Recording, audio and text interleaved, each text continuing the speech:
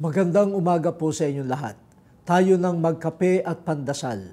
Ito po si Cardinal Chito Tagle ng Manila. Pagnilayan po natin, tanging Diyos ang makapagbibigay buhay.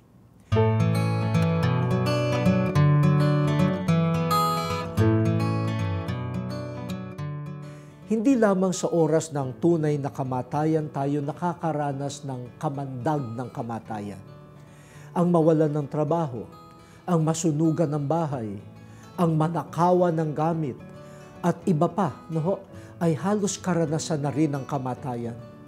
Ang magkasakit kahit ng simpleng trangkaso ay patikim na rin po ng karupukan ng tao. Ang mga mag-asawang hindi magkaanak ay halos namatayan din. Sa iba-ibang pagpapamalas ng kamatayan, manalig tayo na ang Diyos na lumikha at nagbibigay buhay ay makagagawa ng hindi natin kaya at hindi natin inaasahan.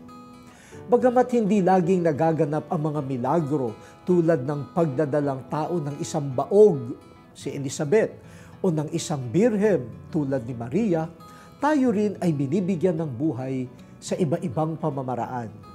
Imulat ang ating mga mata sa mga kilos ng Diyos upang ipalaganap ang kanyang buhay sa ating mundo. Kung saan may tangka ang kamatayan na manaig, makakaasa tayo, may bubuhayin naman ang Diyos. O Diyos, salamat sa pagbibigay mo palagian ng buhay sa amin sa gitna ng mga panganib at hilahil. Amen.